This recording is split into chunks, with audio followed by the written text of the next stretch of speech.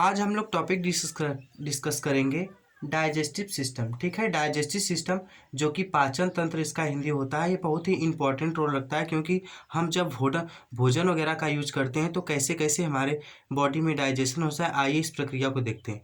ठीक है, सबसे पहले हम कोई भी अगर जब फूड वगैरह लेते हैं, जब भोजन करते हैं, सबसे पहले मुख गुहा में जाता है, यानी माउथ कैविटी या फिर ओरल कैविटी या फिर बक्कल कैविटी, उसे कई नामों से जानते हैं। ठीक है, तो माउथ कैविटी, बक्कल कैविटी जब उसमें जाता है तो हम जानते हैं कि फर्स्ट डाइजेशन हमारा कहाँ होता है, बक्कल कैविटी में ही होता है। ठीक है, यानी ओरल कैविटी में होता है, क्योंकि उसमें क्या होता है कि हमारे टीथ वगैरह होते हैं जो कि 4 टाइप्स के होते हैं। पहला आता है इंसाइजर, कैनाइन, प्री मोलर और मोलर। ठीक है, तो 4 टाइप्स के हमारे टीथ हो जाते हैं। उसके बाद आता है फिर भोजन, इसकी जस्ट ऊपर आती है इसे ग्रास नली के माध्यम से आते हुए आता है फेरिंग्स। 2 होते हैं, एक फेरिंग्स होता है, एक लैरिंग्स। जिसमें से फूड जाता है उसे फेरिंग्स कहते हैं, और जिसमें से एयर जाता है उसे लैरिंग्स कहते हैं।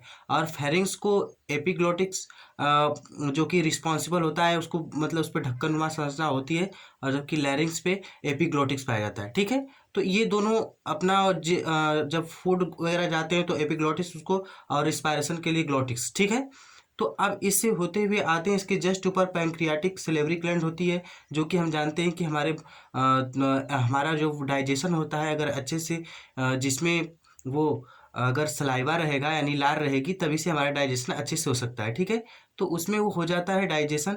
और जस्ट नीचे स्लेवरी ग्लैंड होती है, जो कि टीथ के नीचे जबड़े वाला जो पार्ट होता है, यहाँ पर होती है स्लेवरी ग्लैंड, और यहाँ ऊपर से भी स्लेवरी ग्लैंड होती है। कई एक में टैलिन एंजाइम पाए जाते हैं, और इसमें क्या होता है, लाइसोजाइम एंजाइम, जो कि हानिकारक बैक्टीरिया को मारने का वर्क करती है। ठीक है, फिर उसके बाद लैरिंग्स, फेरिंग्स से होते हुए फूड आता है सीधे ईसोफेगस, ईसोफेगस से होते हुए आता है स्टमक में, और स्टमक में आकर फिर क्या करता है, फिर धीरे धीरे यहाँ पैंक्रियाज होते हैं, इसमें से भी पैंक्रियाटिक जूस रिलीज होते हैं। फिर इससे रिलीज होते हुए फूड आता है स्मॉल इंटेस्टाइन, और स्मॉल इंटेस्टाइन में से होते हुए लार्ज इंटेस्टाइन में जाता है। जब लार्ज इंटेस्टाइन में जाकर उसके बाद धीरे धीरे आकर रेट्रम में आता है, और रेट्रम के बाद धीरे धीरे पूरी तरीके से एनएस के माध्यम से बाहर आ जाता है। यानी इतनी एक्टिविटी से हमारा भोजन डाइजेशन होता है। पहले ओरल कैविटी से लेते हैं, फिर उसके बाद लैरिंग्स फेरिस आता है, फिर उसे ओसियोफेगस से होते हुए स्टमक में, और स्टमक से होते हुए पैंक्रियाज से पैंक्रियाटिक जूस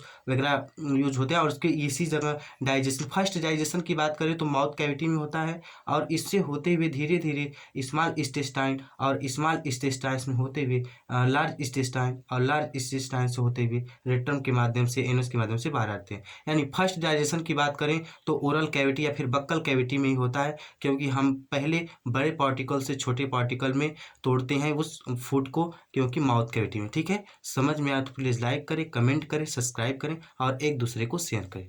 थैंक यू, धन्यवाद।